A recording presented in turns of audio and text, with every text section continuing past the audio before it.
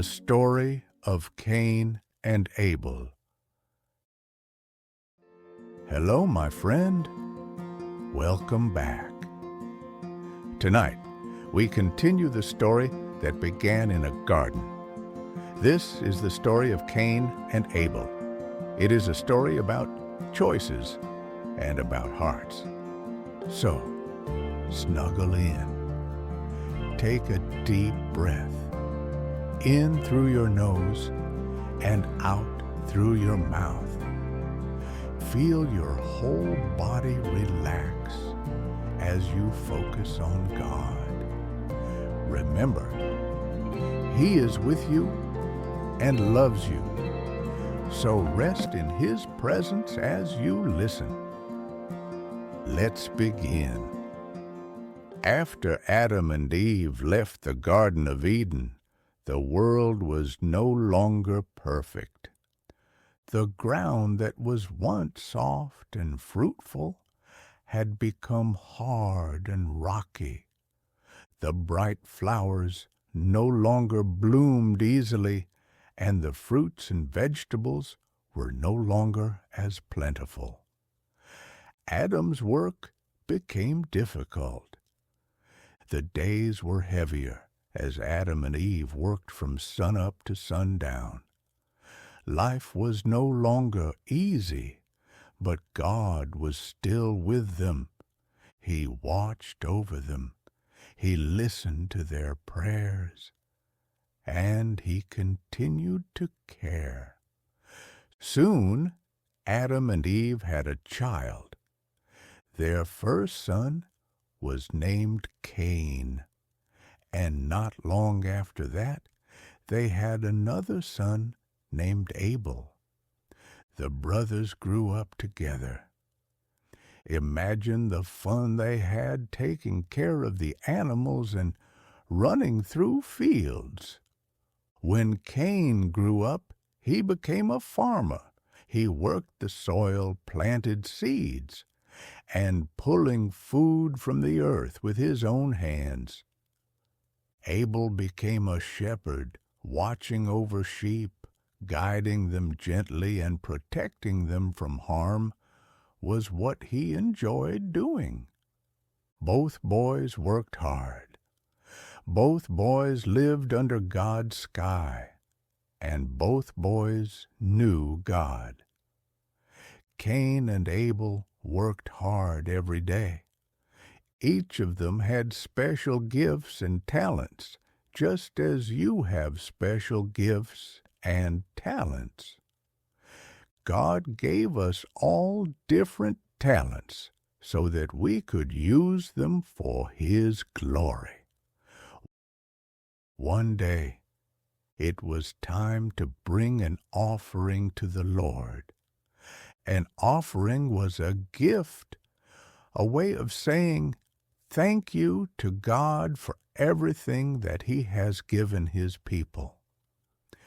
When Cain offered his gift to God, he brought some of the crops he had grown. Abel brought the best of his flock, the first and finest.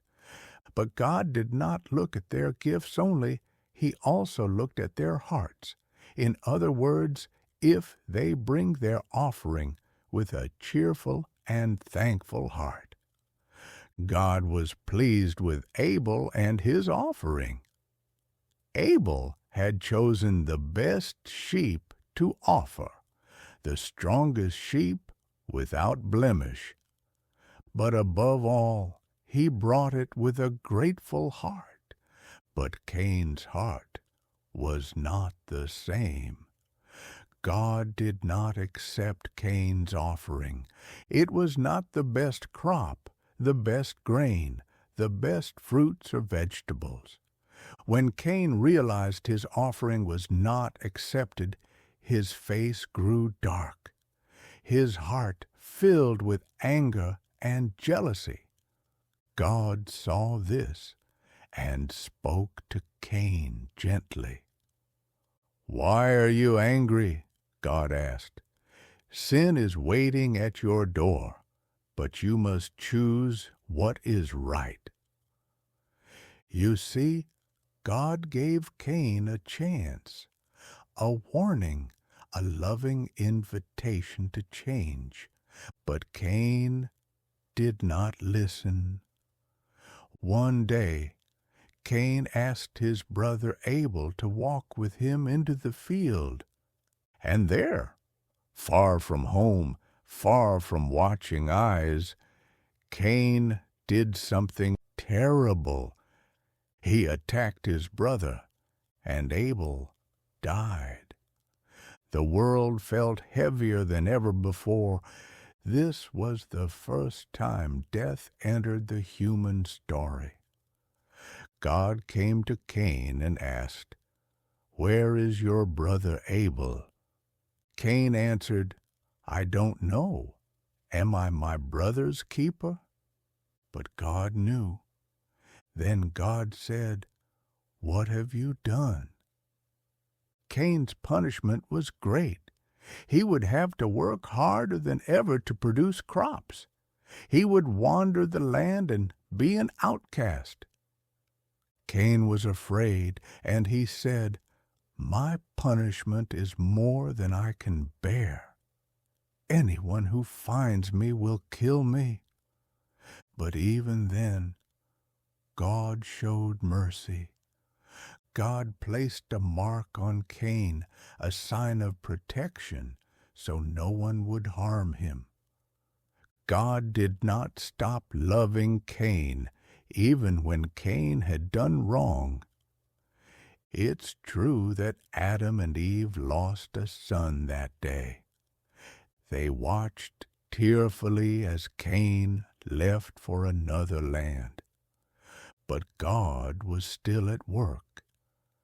Later, God gave Adam and Eve another son. His name was Seth. And through Seth's family, people began to call on the name of the Lord again. Hope was not gone. This story reminds us of something important. God cares about us, but He also cares about what is in our hearts, our attitude. Just like with Cain, anger and jealousy can grow if we let it, and sin always brings sadness. Thankfully, God's mercy is still there, calling us back, inviting us to choose what is right. And now you know the true story. Until next time.